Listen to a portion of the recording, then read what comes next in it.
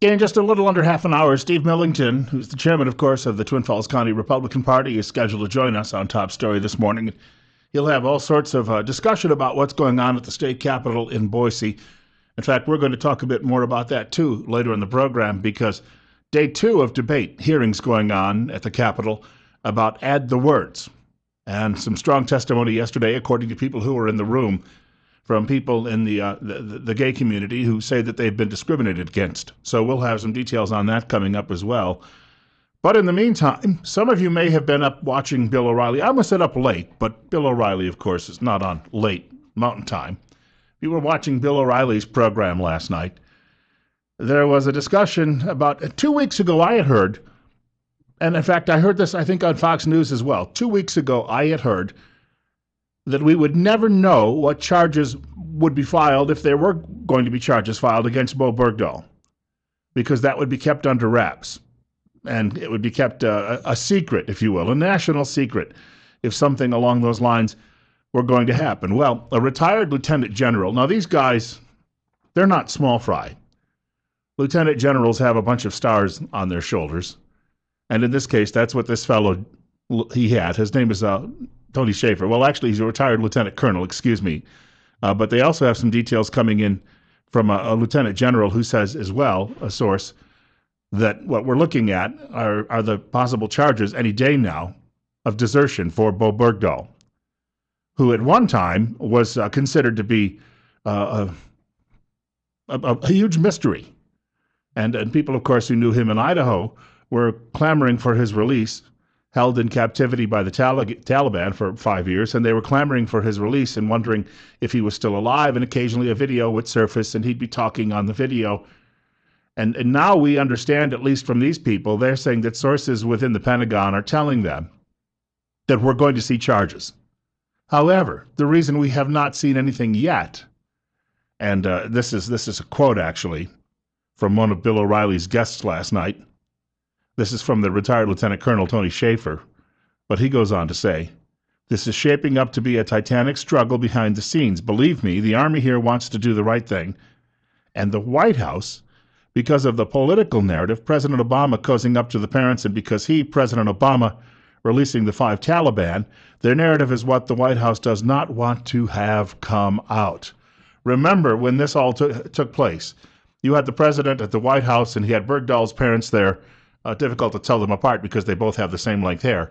All right, Dad had a beard, so I guess it was fairly simple to pick that out. But you took one look at him and you said, hey, this guy likes a big bowl of granola for breakfast every morning, doesn't he?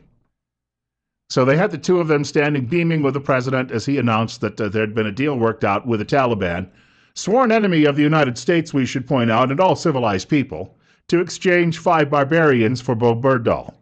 And now those barbarians can go back to the battlefield and kill more innocent people and more Americans and just wage war incessantly. And Bergdahl was released, and Mr. Obama made it look as if that he was the world's greatest negotiator, and finally had released this poor soul from his bondage. But we learned afterward, and these stories had been bouncing around for years. They never got much traction in establishment media. But the people who served with Bergdahl believed that he had simply decided he wanted to join the other side, and that indeed after leaving, walking away, leaving a note behind from his post, that he had given information possibly to the Taliban that could have resulted, possibly did result, in the deaths of Americans. Now, I don't know a lot about the Uniform Code of Military Justice, but I know if that happened, the worst he could face would be the forfeiture of his own life. And I know there are a lot of people out there who feel that if their own son or daughter, husband or wife, brother or sister or father happen to be killed because of that indeed something must be done. There must be some sort of justice other than just saying, well, we're going to lock the guy up at Leavenworth for a few years. If you'd like to reach Bill Colley this morning on Top Story and have a caller on hold, be patient for a moment. You can reach News Radio 1310 KLIX and newsradio1310.com. by telephoning us at 736-0300. A chilly morning, at least to start our day. 31 right now, but looking again for temperatures perhaps flirting with the 50-degree mark. You're on the air. Good morning.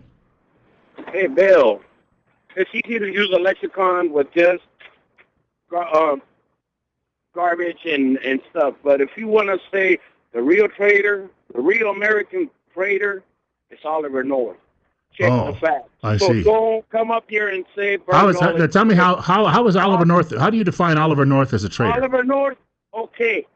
Was he selling arms to the terrorists, which is Iran? Wasn't he? Oh yeah, that was him. Was he He was under giving orders? money.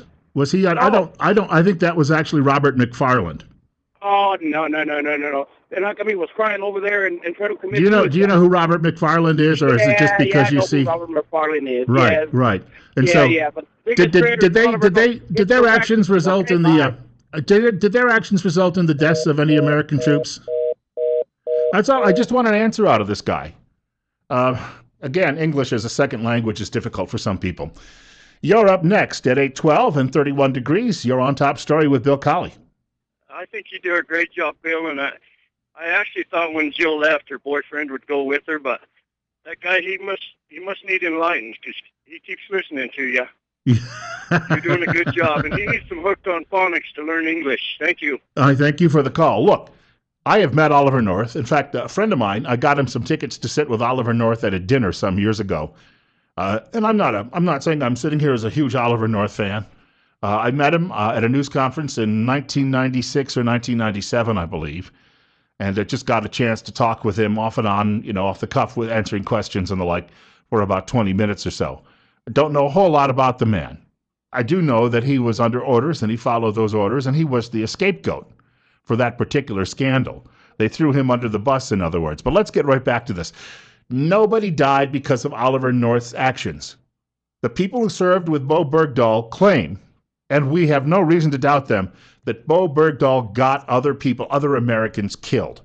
It's 8:14 on News Radio 1310 KLIX and newsradio1310.com. We have another caller joining us. You're on the air. Good morning, Bill. They knew about him when it was on the news and everything else when he left and got caught, that he was potentially abandoning his post. Look, he was thrown out of the Coast Guard. He was thrown out of the Coast Guard. He had problems there. Nothing had changed with this young fellow. Yeah, but my point is that there was no news that this whole thing might have turned out into a scandal of that sort. So it's this whole thing is just politics as usual for the other side because of the release of the 5 people for him and everything else. And as far as Jill's friend goes, he needs to remember what the vice president and everything was wrapped up in, and people did die when those guns changed hands. And they didn't catch the guys as they changed the guns' hands, but they still haven't caught the guys even after the people were shot. So don't be talking about that kind of stuff. You guys never like talking about problems that happen on the left side, but they remember everything that goes on the right. Yeah, well, that's because Oliver North at least had some distinguished service in Southeast Asia, and again felt that he was just following orders, and he felt that he had a mission to destroy some enemies of the United States down in Nicaragua. And look, I don't know all of his motivations, and I'll just put it this way: no one in Oliver North's command and none of the people he served with were killed. Right, and people on the situation I'm talking about did. Some ATF people and everything else got killed because of it. Yeah, so, and this leads directly to the White House. Sure it does. Sure it does. Don't even, when he starts going down that road, he's opening a bag of worms he doesn't want to open. Eric Holder could share a prison cell with Bergdahl. Maybe the two could sit around and play pinochle all day. Yeah, him and his buddy with him. Yeah. Thank you much for the call, sir. Well, you need somebody to keep company when you're locked up in prison. I understand it's very difficult to find any love. At least that's the story I've heard. You can reach our program today at 736-0300. That is 736-0300. Bill Colley with you on Top Story on News Radio 1310 KLIX and newsradio1310.com. What they used to do with people like Bergdahl is just simply line them up against a wall and shoot them. Oh, I think sometimes even in the Civil War, they'd stretch a rope around a guy's neck and then dangle him from a tree. So if indeed his actions did cause the deaths of some of those people that he supposedly they were his comrades. I think that that is a very, very likely possibility. But you know what's going to happen here? In order to try and protect this man so the full story of Mr. Obama's faux pas doesn't come out, they're likely going to find a way to just say, all right, you're going to go sit in a box for a few years. And Mr. Obama, now that he's a lame duck, could even pardon him, I would suspect, and put aside any higher punishment that might come along. I don't think there has been anyone, and there was the movie that Martin Sheen actually played in, the TV movie back in the 1970s about Private Eddie Slovak, who was actually shot. He was executed for desertion in World War II. Not so much because he was the only deserter. In fact, it's not evident that anyone was killed because of his actions, but the Army was trying to point out, hey, you don't do this sort of thing in the middle of wartime. You're up next at 8:17. You're on the air on Top Story on News Radio 1310 KLIX and newsradio1310.com. Good morning. About the CMJ, Military Justice Code. Right. The worst crime you can commit in the military is desert in a war zone. Then aiding and abetting the enemy, that in the military is a firing squad offense. That's Probably. all Thank you, but probably not under the Obama White House. The rationale and American liberals don't believe that anybody is responsible for anything they do any longer. And we'll be told, well, he was under such duress and such stress. And, it was the military's mistake for bringing him in after he'd already been booted out of one branch of the service and, moving. Look, he knew the rules, and he just decided that he was going to play savior of the planet from his own perspective or his own vantage point, and had decided that these guys who go around burning women and stoning them to death were much more attuned with his worldview than the people that he happened to be serving with. And so what we've done is we've handed 5 cutthroats back to the enemy so that they can go on terrorizing that part of the world to bring this guy home. And there was actually all that discussion about homecoming parades and the like, and I remember people suddenly backing down from all that, saying, the ticker tape parade might not necessarily be a really good idea for this fellow. And even people who were on the left and who had been looking forward to this suddenly decided that, especially the leftist politicians in Idaho, the few that there are, were wetting their index fingers, putting them up in the air. I say this all the time, and seeing which way the wind was blowing, and the wind was not blowing in their favor. It appears that a great many Americans still have respect for heroes and still have great disdain for traitors. We've got a break coming up in a moment, but we have more on this subject as well as plenty of other things to talk about today. Steve Millington will join us after but the break at 8:30. I could do news if you'd like me to. In the meantime, it's 20 after, 31 degrees. Hey, I wanted to mention, we have a guest coming up in a few minutes, and he joins us on Tuesday mornings. On Top Story on News Radio 1310 KLIX and newsradio1310.com. His name is Steve Millington. And he talks about issues, generally related to a lot of state issues, but also on the local level, too. It has been, I think, other than this particular hearing going on, 3-day hearing right now, and add the words, a relatively quiet couple of days in Boise. At least behind the scenes, it might be a bit more active. But I don't think we're necessarily getting all of the details. And, there are some stories. There's some bills that are worked that are very important, but trying to talk about them, like road bills. Well, let's talk about the repaving of Route 30. It's about as exciting as watching paint dry.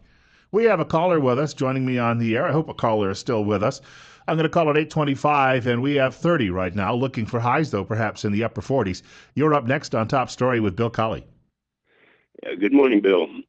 I'm not one of those guys that'll just hang up on you. I think all of this stuff is happening just the way it always does in America. It's deception and deceit and distraction. You look at what just happened in the Congress. They were voting on a bill to slow down all this murderous abortion of innocent, helpless babies in America, and they didn't do it. Now you got Bowe Bergdahl coming out here, and we got all this argument over Bowe Bergdahl. Nobody's paying attention to that anymore. It's the same thing with the vote. We get them arguing over Democrat and Republican, and now their pride gets in the way, and nobody can see that their vote is worthless anyway. You ever notice a story lasts about a week to 2 weeks tops? Like remember the girls kidnapped by the terrorists in Nigeria, and there Yep. were senators getting up, senators demanding that we needed to rescue these people and we needed change, and then all of a sudden it wasn't on TV any longer, and you didn't hear a peep from anyone. Oh, yeah. Yeah, absolutely. Just keep us entertained, and perhaps just keep pulling the wool over our eyes. A little later in the program, I'm going to talk about some of those issues. Certain things are happening right under our noses, and we're missing them. And all of this data, big data, is going into a government file somewhere on you. We have another caller with us. You're up next on News Radio 1310 KLIX and newsradio1310.com. Hey, morning, Bill. I just wanted to let you know that could you imagine if this would have been turned around and George Bush would have let all these prisoners go, and what the repercussion would have been with finding out that he deserted? I mean, not that he would have done that to start with, but I tell you, that's just insanity. Yeah, it's a double standard. Media has been down on its knees for President Obama since he first ran for state senate in Illinois. Yep, and all all this is all about. Every bit of this is just about protecting this man, and it is just insane how they're trying to protect this man from anything that he has done. And you know what? I don't care what political realm you're from. Man, when you do stuff like this, it needs to be noticed. Well, and thank you for the call. I'll tell you something. It all goes back to that, and I'll get to my next caller in just a moment. Remember when he was first elected, we kept hearing all of these people sitting around on TV saying, oh, transformational change, yep, transformational change, yep, man of color, yep, he's got dark skin, man of color, yeah, what's that got to do with balancing the books, winning wars, defending the United States? It's got nothing to do with it. It shows you the shallowness of people in establishment media. You're up next at 8:28. Well, good morning. It's good to hear you on the air and filling some big shoes. I've listened to Kelly for a lot of years. Good guy. Something that I don't see people putting together here, and I put it together since day one, is our president seems to have a very pro-Islamic agenda. And everything he's done has pointed to that, with foreign relations, right up to the Bergdahl thing, where he did a lot to get Bowe home, and then left Sergeant Tamarisi to rot in a Mexican jail. Yeah. Whoever can't draw the lines between these similarities, they're just blind. I think we've got a pro-Muslim, anti-Christian president, regardless of the face he tries to show. Well, he's certainly not friends of the Jewish people in Israel. No. And that's going to get to be a hot topic in the coming weeks. Thank you for the call. I think it's March 3rd. I may be wrong on that date, but I think it's March 3rd that Benjamin Netanyahu is scheduled to speak to a joint session of Congress. And a couple of stories I happen to see about that this morning. The White House has actually been planting disinformation about Israeli motives and trying to actually blow the cover on some Mossad activities. That's the Israeli Secret Service. And unfortunately for the White House, even some newspapers in Jerusalem, who had often treated Mr. Obama with kid gloves, are now calling him out on it. You're not hearing about it, though. They're not talking about it on MSDNC or on the Clinton News Network or over at CBS, ABC, NBC, or in the Washington Post or New York Times. No, that's another one of those stories that gets buried. So we can sit around and ask the vice president during an interview about Deflategate, because we need the White House and its placeholder's opinion on somebody taking some air out of a football. That's far more important, don't you know? Or we need that woman with the green lipstick sitting there asking the president why her husband has to have the hoods cut off his sweatshirts. Here's a solution: buy sweatshirts without hoods. Duh. That might just be too much, though, for the liberals to put together. 8:30, 31 right now. Bill Colley with you. Coming up, Steve Millington in just a few minutes. On Top Story on News Radio 1310 KLIX and newsradio1310.com. Steve Millington and I have been in the studio talking about everything under the sun, from football games to baseball games. We haven't even mentioned anything about politics, but the chairman of the Twin Falls Republicans, joins us on Tuesdays, and he talks a bit about those issues. And so, but I told you earlier in an email, I said the agenda's really up to you today. Oh, boy. That makes it great. Well, then let's talk about football today. Yes. There's a big game somewhere taking place, I understand, in a few days. Yeah, that's kind of what I've heard, read in the newspaper, that there's going to be some kind of a, bowl game. And there are a lot of Seattle bandwagon fans in this area now, people who would have probably been Denver or San Francisco fans for years. And now suddenly Seattle is winning, and all of a sudden, like, that's my favorite team. That's my team. I never liked those people. They're like New York Yankee fans. They have to live vicariously through their team. Oh, okay.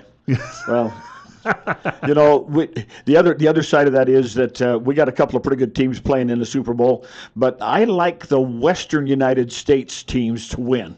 So although I would not be called a rabid Seattle fan, I kind of hope Seattle does real well. And they don't cheat. That's another big part of this. That could be interesting, huh? I mean, Pete Carroll cheated when he was a college coach, but he's been pretty clean in the NFL. Yeah. We need to mention that it's 8:35, just turned 8:35, 31 right now if you're going outside, but looking for a high up near 50 today. I think we're looking at the mid to upper 40s. You're listening to Top Story on News Radio 1310 KLIX and newsradio13.com. Yeah, there we go. We'll have to get John Stossel is a stutterer, but he said he works everything out on the air before he goes on. I got to start doing that. It's newsradio1310.com. So after a couple of misfires, I got it out that time. But Bill Colley with Steve Millington until 9 o'clock this morning. A lot, as I mentioned earlier, going on behind the scenes in the legislative session. We may not be hearing about all of it, or people just maybe aren't fully aware of some of the important issues taking place. Well, I think there's an awful lot of emotional issues that are taking the media by storm. The controversy over the Add the Words, it's been years and years, and they're now having their hearing, and I don't think they'll get done today. I'll bet it stretches into most of tomorrow. But they are having the hearing, and anybody who wants to deliver a message to the legislators can go put their name on the sheet and take their 3 minutes. Although they don't have a timer set up. They're just encouraging you to be conscious of the time requirement and the many people that we have to. But there's a lot of things going on behind the scene. A senator from over in eastern Idaho named Sidaway, he basically said, we're not interested in any tax cuts until we're really sure that we have figured out how to fund our educational issues correctly. And he's a powerful man. I can't remember, shame on me, which committee he's chairman of, but he's chairman of one of the Senate committees, and he has a lot of presence.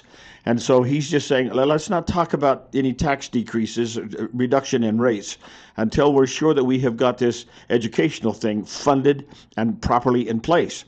And one of the statements attributed to him this last week was that the governor's plan, 20-point education plan, said we want to raise starting salaries for teachers to the 40,000 mark in 5 years. And Sidaway said, 5 years is a little too long. Can't we figure out how to do it in less time than 5 years? And so that becomes a little problematic. We make sure we got the money. Is the revenue stream going to be sufficient? And that would take a lot of pressure off local school districts. One other thing that's kind of creeping through the legislature below the radar, so to speak, and that is that they want to create a discretionary spending for the local school districts.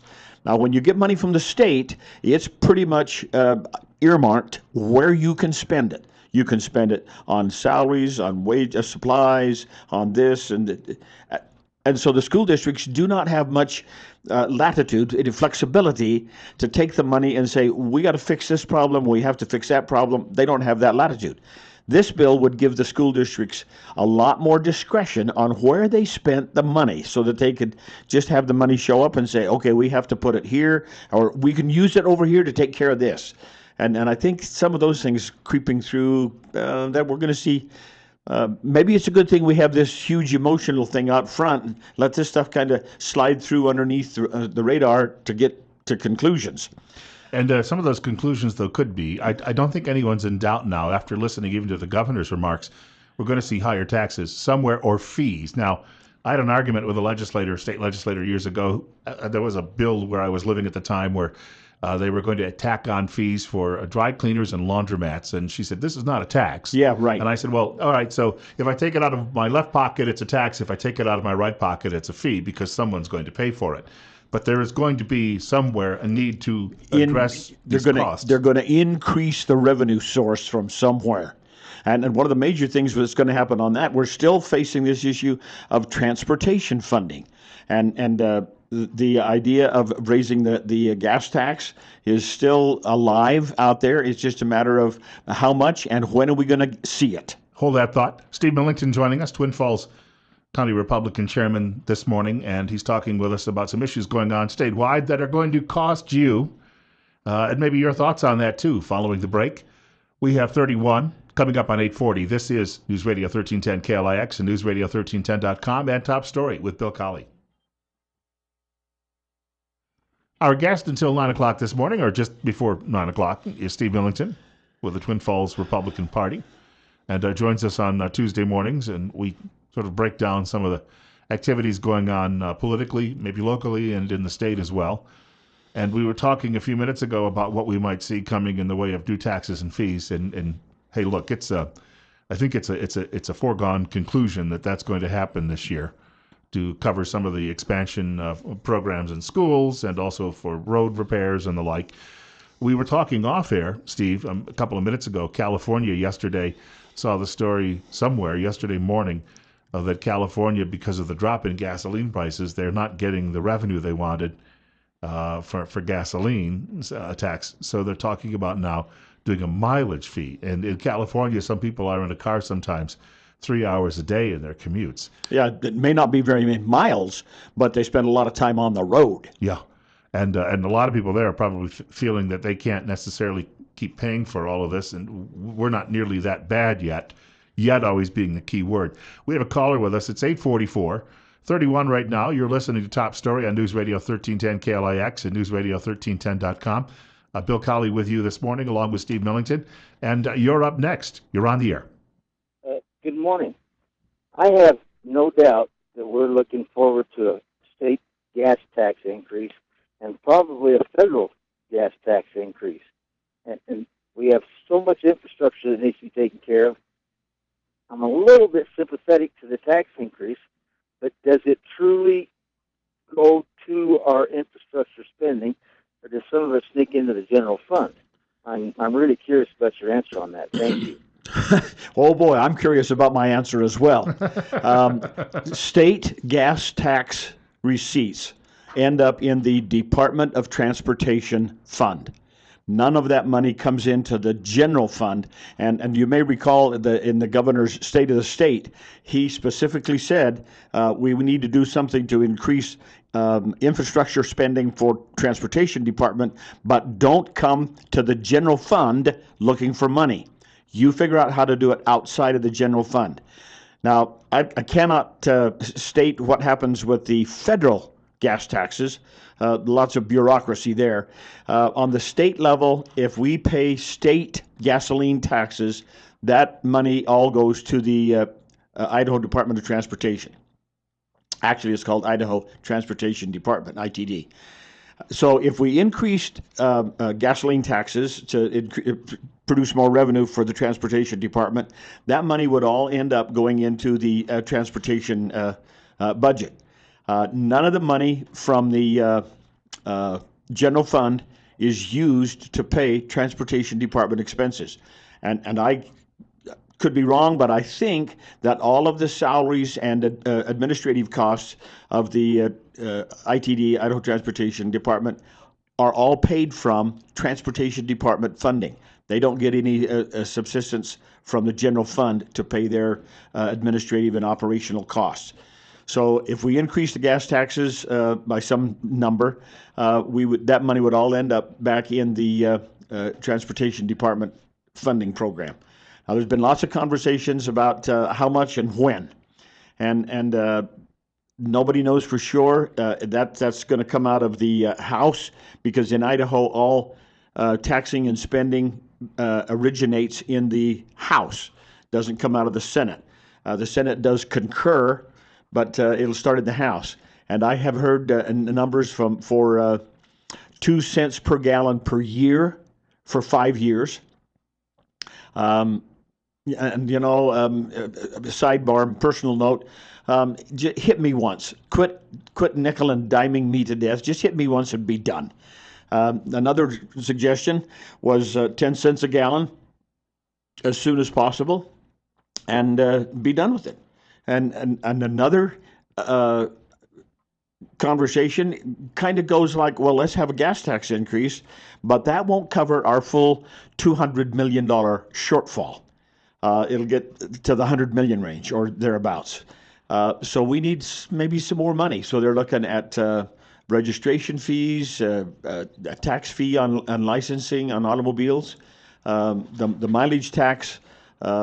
Oh boy, I hope not. We have another caller with us. Steve Okay. Millington is in studio with us on Top Story with Bill Colley on News Radio 1310 KLIX and newsradio1310.com. Thanks for your patience. You're up next. Good morning. How are you? Good morning. I like listening to you so far. But anyway, I think I'm the only buddy that pays attention to the news or has a memory. And I can't believe that Steve does not remember this, but I'd like to know why they want to raise our gas tax when they got money to waste, which the only one I know they wasted on is that overhang that's out there on the canyon.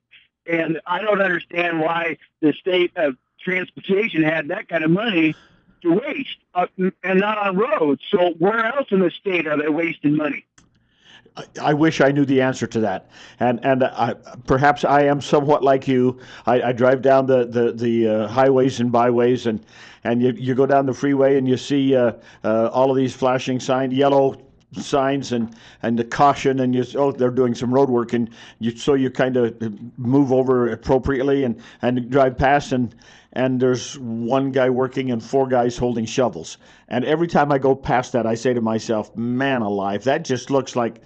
I don't have an answer. Now, I do think that sometimes, now I don't know whether ITD paid for the overhang or whether that was Department of Commerce making a tourism, that's called tourism and something, grant to the Twin Falls City to build that overhang. I would have to check and find out who paid for that. I kind of think it might have been Department of Commerce, Tourism, and they have another name behind that, but travel and tourism. So that is an interesting point. Sometimes we spend an awful lot of money in places that we question if there's a reasonable payback. And so your question is very valid. Where is it coming from, and why do we do those kinds of things? We have another caller with us. Steve, of course, taking some calls this morning. It's 8:51 and 31 right now on News Radio 1310 KLIX, and you're up next. Steve, you know what I'd really like to hear is not about talking about raising taxes, but how do we create more jobs that will create more revenue? That's what we need to be talking about across the whole country, not tax increases. That is an extremely valid point, and I share your frustration and sense of discouragement, because I don't think that in the state of Idaho we push as hard as and maybe we're pushing everywhere we can, but it's not apparent.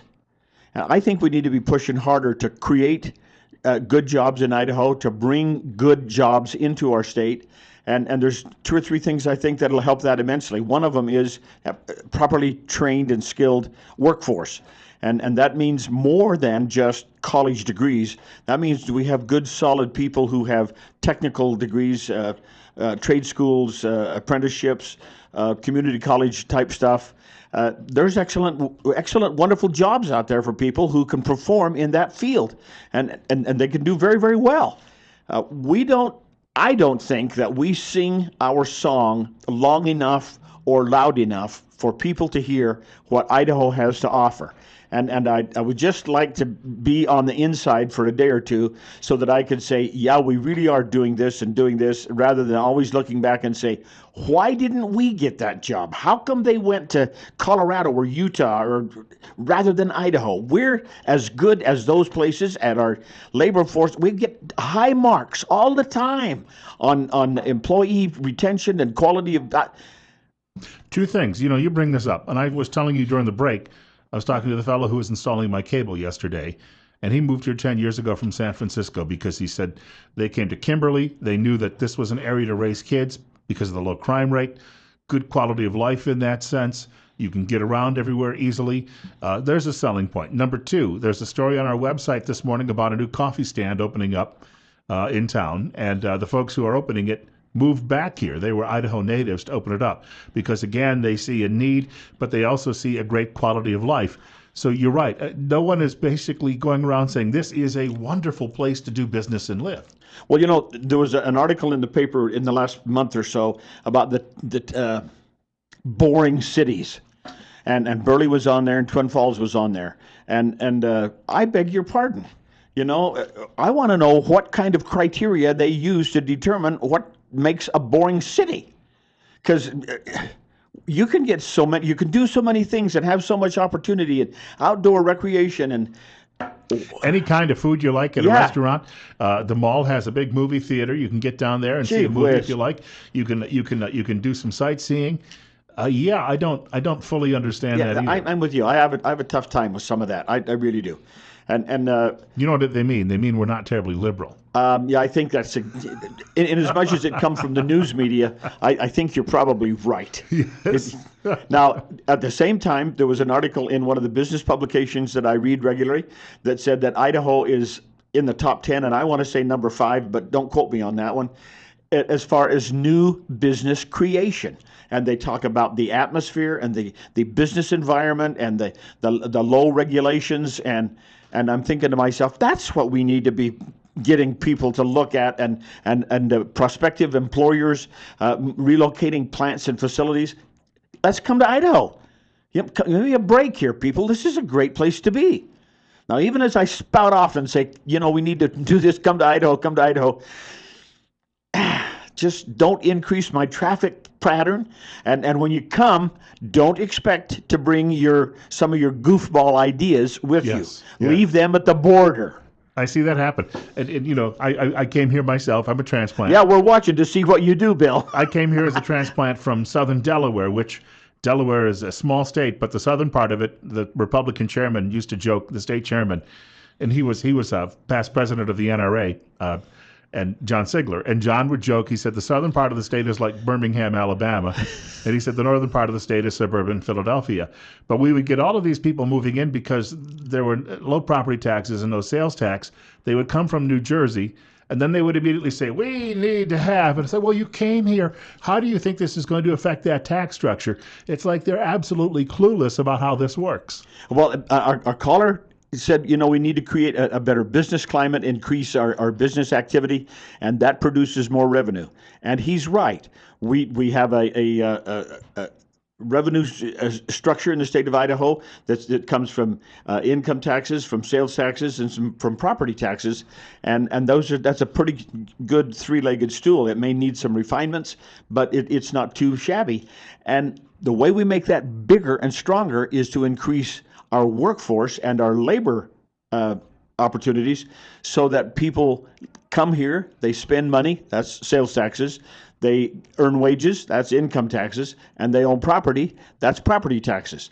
Now, none of us like to pay, nobody hates taxes like I hate taxes. Nobody. But there are some things we have to do, and one of them was we have to provide for the common good of the people, and that is infrastructure costs. We have to build. How do we get around in the state of Idaho if we don't have real good quality roads? Yeah. Takes a long time on a horse. Oh, yeah. Can't get there from here. Yeah. We have just a few seconds to go. Steve Millington, of course, Twin Falls Republicans. Just want to make mention. We are coming up on the Lincoln Day banquet for the Twin Falls County, and that's February the 28th at Canyon Crest. The tickets are $45 a piece. You can go to twinfallsrepublicans.com and you can use your credit card to buy your tickets.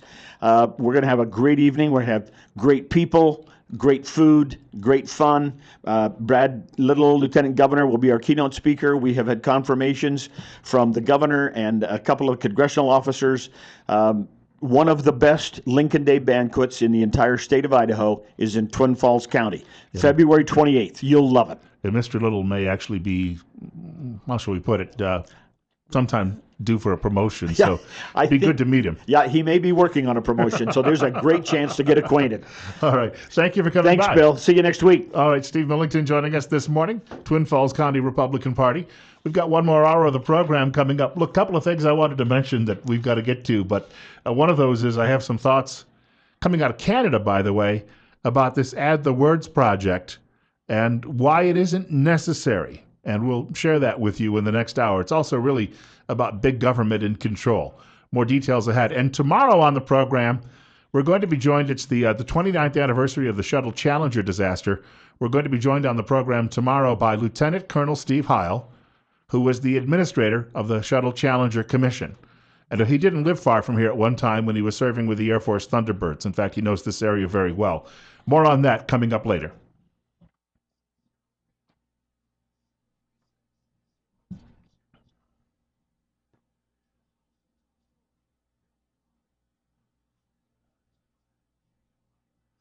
We spent a good deal of time yesterday, and I'm not the first person to ever talk about this, the controversy over Add the Words. Now has gone to a hearing in Boise, state legislative hearing. It'll be perhaps even a 3-day hearing before it's all said and done. And according to the Associated Press today, there was some very emotional testimony yesterday from people who are claiming that they've been discriminated against because of their sexual preference. In other words, they may not get the housing that they wanted, or they perhaps believe they were fired from a job because of that sexual preference. So I was listening to some of the discussion over the last few weeks on this from a variety of sources, and we've talked about it, plenty on this program in the first few weeks that I've been here. 7 minutes after 9 o'clock, right now 32, possibly going up to near 50 degrees today. Again, another very sunny day on tap with a few more clouds, but it will be somewhat of a pattern that will be with us most of the week and only gradually cool off as we head toward the weekend. Why? Because it's your weekend and you were thinking, hey, I can get outside and do something. No, it'll get colder, believe me. The worst can happen, it will, right? That's how you have to look at that. I do thank you for joining me, Bill Colley, on Top Story on News Radio 1310, KLIX, and NewsRadio1310.com. In light of this discussion that's taking place right now at the state capitol, I happened to see something this morning. A writer, he's from Brantford, Ontario. That's the hometown of Wayne Gretzky. He's a college professor in Brantford, Ontario, and he was writing a piece at a magazine called Crisis. And I saw it posted this morning online. His name is Joe Bissonette. And he was writing the legalization. This is a related issue to Add the Words. The legalization of same-sex marriage does not bring with it the innocent blood which cries to heaven, such as abortion does, though it is perhaps the single most audacious social engineering initiative in American history. So he's talking about what's going on in this country. The Supreme Court is going to be talking about this, U.S. Supreme Court, probably before we end this term. If not, it'll happen next year. He said it's important for Americans to look at what has happened in Canada because it's been now almost a decade since Canada became the fourth country to legalize same-sex marriage. Even though several provinces had already legalized it, the federal government in Canada, July 20th, 2005, went forward and legalized it nationwide. He says something very significant happened with the legalization of marriage in Canada, and it wasn't about the freedom of gay people to marry, and it wasn't really about marriage. Free speech, he writes, the rights of parents, the right to preach and practice one's religion, and the worn and tattered fibers of normative decency were all deeply damaged. With the legalization of same-sex marriage, what had been aberrant only a few years earlier became entrenched as a legal right, and what had been a normal and natural view of sexuality had been reduced to the retrograde thinking of hate crime dinosaurs. Restrictions on freedoms, forced sex education, sexually confused children, sexual experimentation among children, muzzling and debilitating the church, More births out of wedlock, more in vitro fertilizations, more abortions, more poverty, more misery, more disease, more addictions, and higher health care costs. And he is citing some research that backs him up on all of these issues. It says the Bible, and this is a quote from one of his archbishops, the Bible is being called hate literature. Clearly the church is in the crosshairs. There will be growing pressure for the church to comply or be shut down. The writer goes on to say, in the new same-sex marriage regime, these simple and obvious truths must be appended with a caveat saying that there is no such thing as nature. Human sexuality is plastic, and there is nothing essentially organic, good, and true. He goes on to write, it is also a decisive step toward the destruction of critical intelligence, the cultivation of abject dependence, and then finally madness and totalitarianism. Why, you may ask? He says Doug Mainwaring works with Canavox, a project of the Witherspoon Institute. He is a self-described gay man who is abstinent. According to Mainwaring, gays and lesbians have been used as pawns by liberals to bring about this wedge issue that I really feel strongly is meant to usher in incremental totalitarianism. In other words, the people who are going to these hearings in places like Boise and other locations and making their arguments, they may be very heartfelt about this. But according to this Doug Mainwaring, who's a friend of mine on Facebook, he says the ultimate goal is they're being used by other people who would like to silence dissent on a great many issues. The writer says legalization of same-sex marriage is not about allowing something. Get that. The legalization of same-sex marriage is not about allowing something.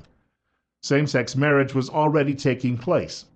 You see, you understand that. Somebody could have gone into a church that did permit same-sex marriage and they could have gotten married. The government didn't recognize it, but they could still claim they were married. You can't arrest two people for claiming that they're married.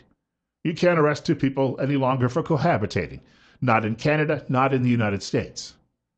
Government, first of all, shouldn't be involved in any of this, but this is the point that he's making. It was not about recognizing something spousal and survivor benefits, family tax incentives, and any other advantages to marriage were being or could have been granted without calling it marriage. It was about the state denying the right to speak one of the most obvious truths about human nature. Think about that for a minute.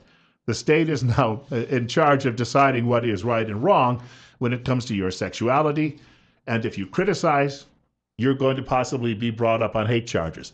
The other part of that is the destruction of a Christian culture. Someone said to me today, before I got onto this topic, somebody off air, said that this is not compatible with traditional Christianity because traditional Christianity says it's a sin.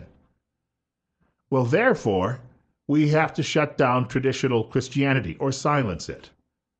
And at some point, it could become illegal to bring up these topics. There is a fellow from Kansas. He is a rarity in the Roman Catholic Church. His name is Charles Chaput, and he is the Archbishop of Philadelphia. Grew up in Kansas.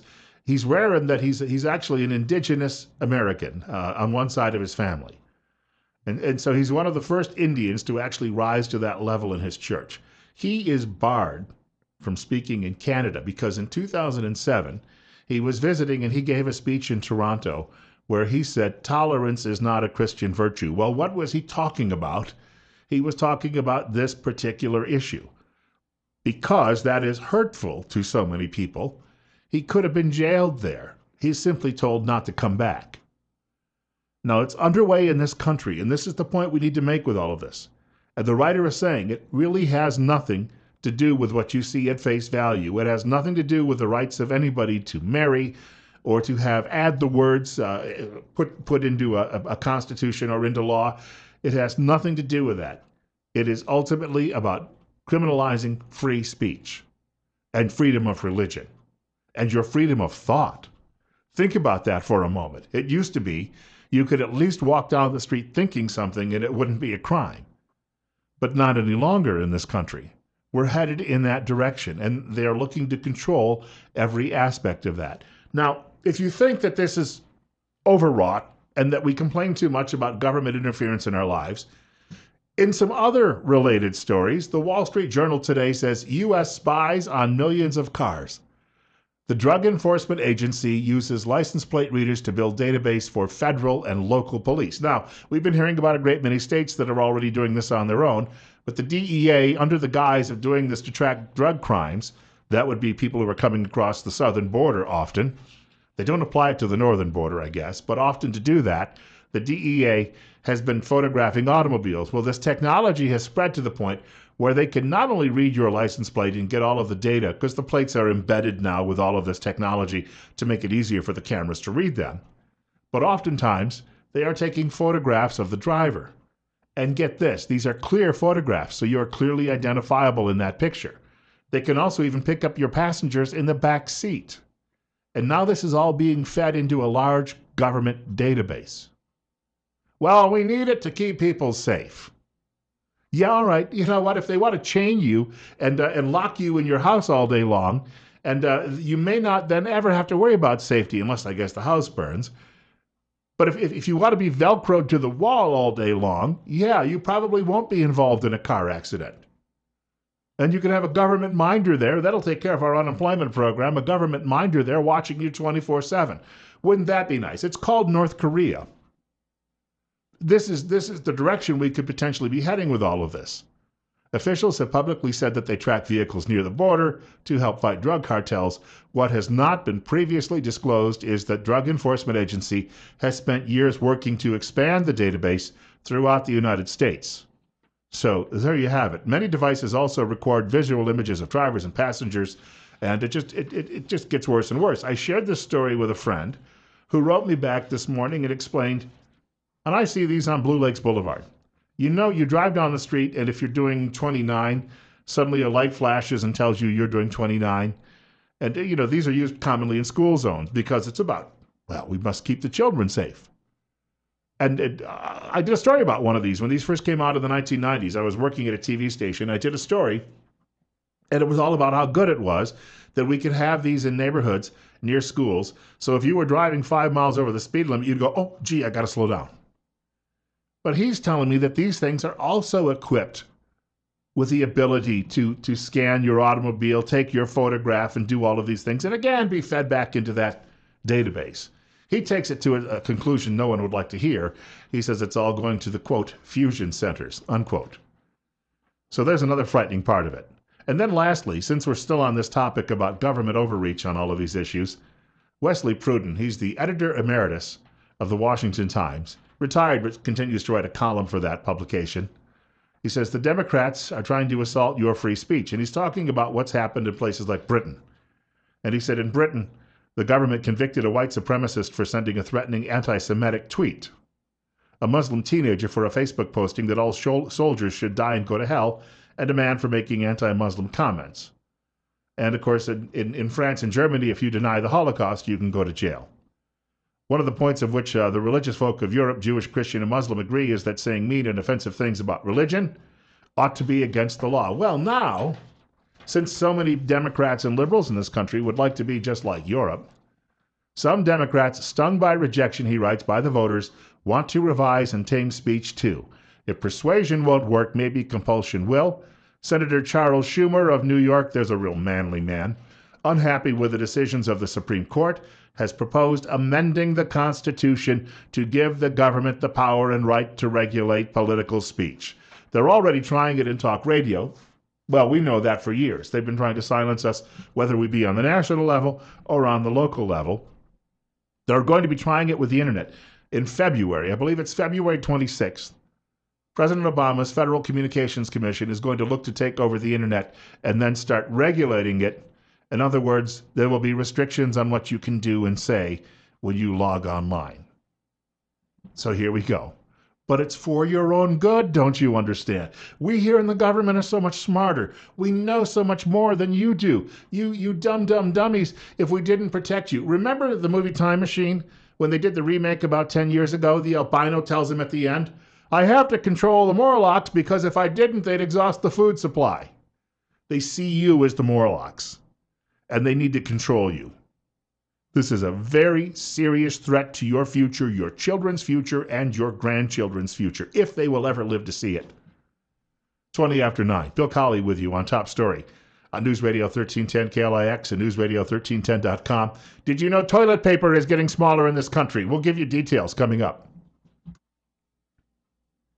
Have you noticed, and I know this is perhaps one of those too much information questions, but have you noticed that the roll on your toilet paper is smaller?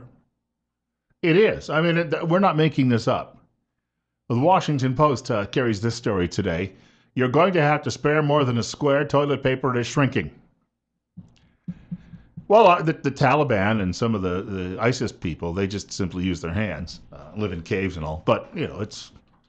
Here we're a little bit more civilized, or we would think we would be. 9:24, Bill Colley with you on News Radio 1310 KLIX and newsradio1310.com. This is Top Story.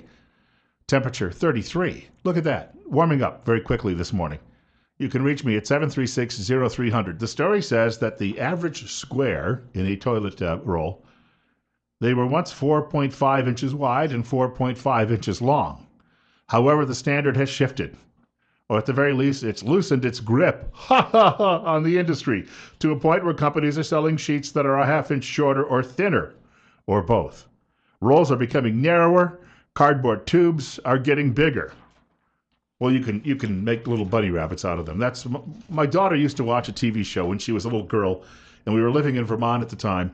And there was a fellow out of Canada on CBC who'd worked with Fred Rogers, and then he went north to work in Canada and did a show called Mr. Dress Up. And it was the same type of idea. As a parent, it was annoying. Children love it. But he used to take toilet paper rolls and some cotton, and he'd make little bunnies. And I'd be trying to do work around the house, and she'd go strip toilet paper in the bathroom and come and ask me to make a bunny with her.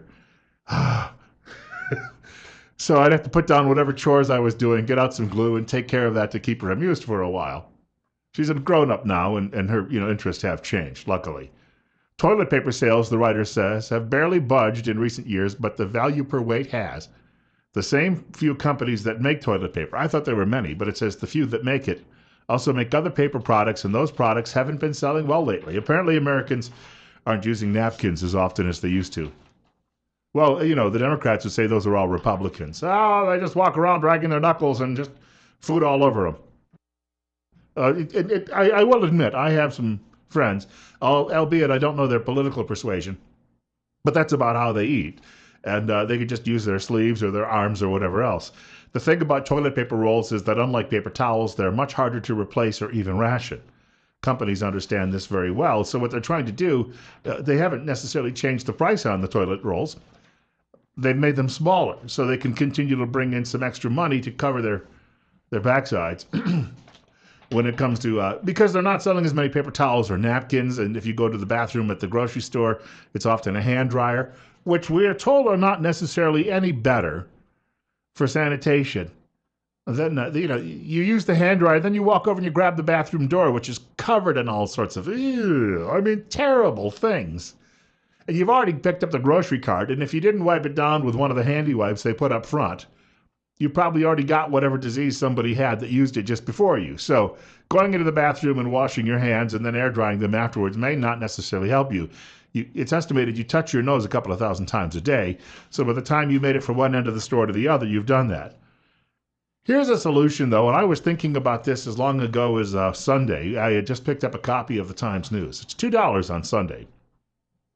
What does a roll of toilet paper cost you? Well, you can get a single roll sometimes. And sometimes you might, if you get them on discount, you can pay, 80, 90 cents for a single roll? And then if you buy a big pack, maybe a pack of 8 or 16, you spend a few dollars. But if you think about it, you get a newspaper on a Sunday for $2. And it's very thick because of all the advertising, too. And it's got a lot of different sections filled with AP copy. Well, they only got 3 local stories in it. Come on, folks. But you pick that up, and you might start with the editorial page. But you could kill 2 birds with one stone. You get to read the comics on Sunday, and maybe a couple of sports stories, and then the rest of the week you don't have to worry about buying any toilet paper. And I think it's a fine use. It's called recycling. And I think that the liberals at that newspaper would be overjoyed if you would do as they say, not necessarily as they do, and recycle more often. So that's my recommendation today. I'm going to be picking up a Sunday paper, and I don't have to worry about toilet paper the remainder of the week. Problem solved. It's 9:28. Bill Colley with you this morning on Top Story. News Radio 1310 KLIX and newsradio1310.com. 929, you're up next. Good morning. You're forgetting to mention the fact about the newsprint. You want that newsprint wiped all over your body It's already all over my fingers. or on your fingers? Yeah, well, you finish reading it. You look at your fingers and they're all purplish. You know what? What's that? I've been listening to you ever since you come on, and the more I listen to you, the better I like you. You've got talent. You've got a lot of good ideas. You are politically in the right realm. I'll quit bragging on you. You're all right, guy. A check's in the mail. Thank you for the call. I was going to say that newsprint. This is why a lot of people are criticized for just getting their news from television, but it doesn't get your hands all dirty. I read that actually in a newspaper in the comic strip Shoe many years ago. And that Shoe was interviewing somebody about why they only watch TV for news. Very simple explanation. It's a lot cleaner. 9:30. Bill Colley with you on Top Story on News Radio 1310 KLIX and newsradio1310.com. Hey, I've got more coming up. We have a problem with a measles outbreak in this country. It might be that peace train that came from Guatemala. More details ahead. So there has been some talk in the last few days about measles outbreak popping up in some parts of the United States. And it's caused a bit of alarm in some corners. I saw some things today as I was getting ready for the show that sort of, roused my curiosity a bit as to the cause. And I think some folks in media are trying to dance around it, but I think it's a fairly simple explanation. Washington Examiner, this by Paige Winfield Cunningham. National vaccination rates haven't dropped despite anti-vaccination hype. The percentage of kids who receive no vaccinations has not changed, the Centers for Disease Control reported last August. And the number of children who did not get vaccinations remained high, well within the 90 to 95% range. Medical experts say it's necessary to ensure infectious diseases don't spread. Nearly 92% of kids in the U.S. got their measles, mumps, and rubella vaccines in 2013. That would be the last year that happens to be on record. Vaccine skeptics on the rise, according to the Wall Street Journal. Now, I have some friends. In fact, Suzanne, my significant other and intended, she has a friend who's a chiropractor who refuses to have her daughter vaccinated, saying that she believes that vaccines are just simply an effort to try really to control us. She might go too far. I had all of these vaccines when I was young. I think I didn't get mumps, and I did come down with that. And I had chickenpox, which was nasty business when I was in the second grade. On Halloween, of all things, too, I couldn't go out. And so my sister took my bucket, took it around the neighborhood, told everybody that her brother was homesick, and I made out like a bandit. So sometimes being the victim is, I guess, not always a bad thing. It's a bit like government. They just throw a lot more at you.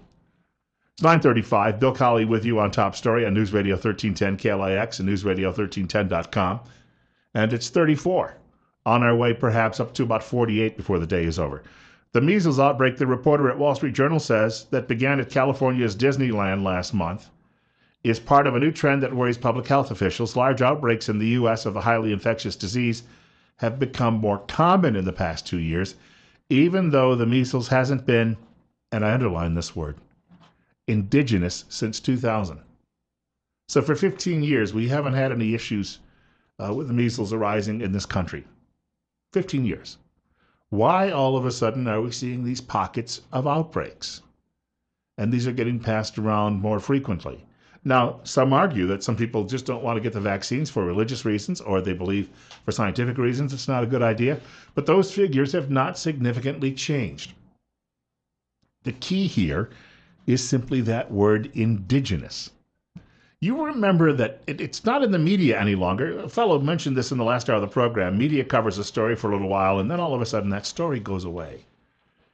You remember that there was this train that was roaring from Central America, bringing children from Guatemala and Honduras up through Mexico, and they were climbed on top of the train. They were hanging off the sides of the train, and they ended up showing up and being taken care of in droves by border agents who should have been patrolling the border. They were changing diapers and feeding the children and getting them bedding and the like. And then Mr. Obama and his minions in Washington decided, these are potentially future Democrat Party voters. We'll redistribute them all over the country. So they put them on buses, and they sent them to small cities and small towns all over America. And then because they said they didn't want anyone harassing these poor children, we couldn't know where they had all gone. They were, in many cases, quietly moved into these communities. Families were given thousands of dollars, I think it was $7,000 of your tax money, to take care of any of these children that they housed for 90 days. Then, I don't know, I guess they get another payment.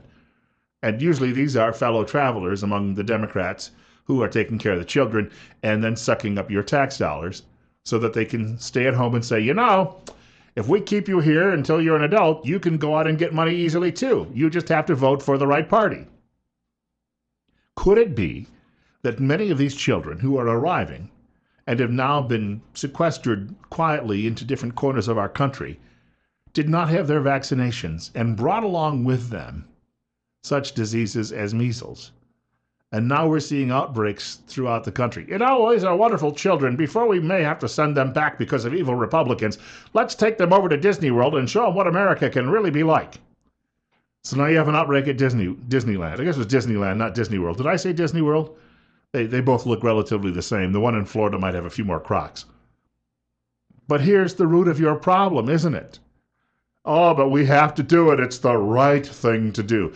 That's always what you hear from you'll read a newspaper editorial, and usually the Marxist-Leninist writing that is always saying, oh, but it's the right thing to do. According to whom? Well, according to our side. It's the right thing to do. I don't think it is. Well, that's because you're a racist bigot. Yeah, but I don't want my kid coming down with measles and potentially dying. Well, it's the right thing to do. Kids have been dying all over Central America, and your child has white privilege. So therefore, it's only fair that perhaps a few of your children die so that we can be nice to these future Democrat Party voters. Don't you know? I don't know how you answer this question, folks, other than we just have to get some backbone and learn to say no. And I also noticed this too. I've seen polls. It's not just red state America. Even a lot of people in blue state America agree on this issue.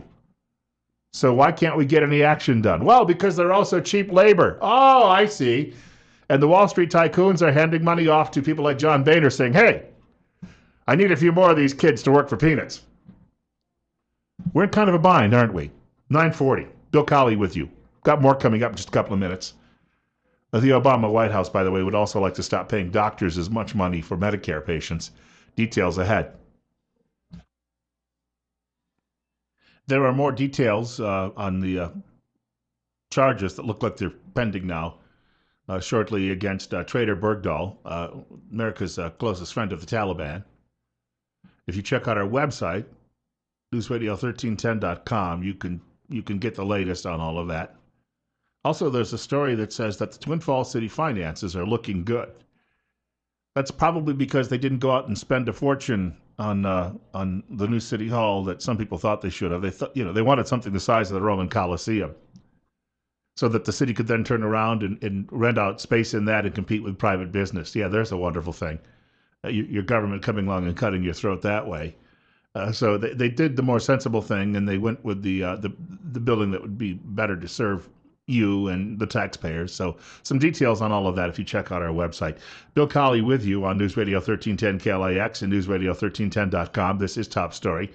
You can reach the program today. If you're under quarantine, by the way, I think you can still call. I don't think measles is spread over the telephone. 736-0300. That is 736-0300. We're into the stretch run of the program. Mike Huckabee coming up in about 5 minutes, and then I'll have a couple of minutes just to say goodbye. But a couple of things caught my attention that I thought I'd mention today, too. AP story, Republican U.S. Senator Jim Risch derailed the 2010 wilderness bill, but says he's working now with U.S. Representative Mike Simpson on a scaled-down version as others attempt to persuade the president to designate a central Idaho area a national monument. In other words, we've already got the federal government controlling 2/3 of the state. Let's give them some more control. And once they control that, then they can dictate to the state even more. You're up next at 9:45 on News Radio 1310 KLIX. You know, Bill, it's not just that the liberals think it's the right thing to do. It doesn't matter if it's morally wrong or mathematically wrong. they think it's the right thing to do. More than that, we did it to the Indians. So what's the difference? Well, I don't know that we did it to all of the Indians. I know that, but that's what they say. Well, we came over here, and you hear all the time we murdered all the Indians. So who's on the reservation? You know something? Yeah. We're a bunch of killers, and we came down here and we shot everybody. So why are they still here? Why are we still paying them a lot of money? I think if the liberals are that, if they're that guilty, or feel that their consciences are racked by guilt, perhaps they all need to fly to Europe. They can move into those Muslim enclaves and settle down and have great lives. Yeah, that's the liberal way, though. You shoot 10, you've shot 100. They just want to blow everything out of proportion. But yet, I don't know if they know how to balance the checkbook. Do you think they know how to balance the checkbook? Hey, thank you. No, I don't. In fact, this morning there was a great story. I read this at Washington Examiner editorial about the spending in this country. The president bragged in his State of the Union speech last week that he has greatly reduced the deficit. Well, actually, what's happened is it has settled back into the high that it was before he took office. So instead of trillion and $1.2 trillion yearly deficits, we're back to just under $500 billion, which was where we were at before he became president. So he's bragging because we've returned to what was already a bad scene. Do you realize since he's taken office that debt service, I think, has grown from 39% of GDP, that's gross domestic product for you public school graduates, to 74%? And we look at Greece and we see Greece tottering on the brink of collapse over the last 5 years, and a completely destroyed civilization because they couldn't control debt and they wanted to give everybody everything under the moon, sun, and stars. And look, we've got the same damn thing brewing here. And I hate to use strong language like that, but frankly, I don't know any other nicer way to say it. You're up next. You're on the air with Bill Colley on Top Story on News Radio 1310 KLIX and NewsRadio1310.com. Yeah, Bill, your last caller asked a question that really needs to be answered. I understand that a lot of stuff is wrong in this country, but who is on those reservations, and why were they put down to such some of the worst ground in this country? Because at the time they go breaking they make a deal with them, and then they break it, and then the Indians get upset. It just gets worse and worse until they got them down so small an area that they can't do anything but starve to death. Well, and what's happened since then is a great many of them have simply left the reservation and blended in with the culture at large. But we all have to admit that the mindset at the time was that they simply had to be cleared from the land. I'm not excusing it. I'm just telling you, all over the world, people were taking these views of other races, and it was not uncommon. And in fact, many of those 500 nations or so that they call them that existed here before the arrival of the Europeans, many of them fought and warred with each other and scalped each other and killed each other and took land from each other and resources from each other and raped women and kidnapped children and did all of those things too. So it wasn't all pleasant. It wasn't like some Disney film where Pocahontas is canoeing down a river with a couple of birds talking to her. 949. Thank you much for the call. Is it a tragedy? Yes. But you know why all of those people ended up here from Europe? Because they were getting, in many cases, pushed off their land. My ancestors primarily are here because they were pushed off their land. Some English lord wanted their land in Ireland or Scotland, and so they ended up having to come to this country. Their only other option was starvation. What are they supposed to do? And behavior after that, when people came here, just that was considered to be the norm. So it happened. You remember there were people who were kept in bondage in this country too in its initial stages. Was it right? I don't think so. But it happened, and people thought it's very difficult. The great historian William Manchester, who wrote a trilogy about Winston Churchill, once said, it's very difficult to judge people by our own standards and norms today from the eras that they lived in. The Huckabee Report is brought to you exclusively by the financial advisors at Waddell & Reed in Twin Falls. And again, the Huckabee Report brought to you exclusively by the financial advisors at Waddell & Reed in Twin Falls, 736-6563. He mentions eating chicken wings during the Super Bowl. I graduated college May of 1984, and the Super Bowl that previous January, a few months earlier, had been between the Washington Redskins and the Oakland Raiders, actually one of the bigger upsets in Super Bowl history. And a handful of friends and I, we decided to go off campus to one of our favorite watering holes, where there was a party planned, but it turned out not many people showed up for the party. So they brought out these platters of chicken wings, and there were so many and so few people, I ate 70 of them. I think that's some sort of record. 9:40 or 9:55 now. You're listening to Bill Colley on Top Story. A couple of minutes before we wrap up today. I'll get back to the telephones. Let's do that instead. See what's on the minds of some of the callers. News Radio 1310 KLIX and newsradio1310.com. 736-0300. You're up next. Bill, I just wanted to clarify something. I don't want anybody to think that I'm heartless. I mean, what happened to the Indians was horrible. Still is horrible. But some of it they brought on ourselves, and some of it we did.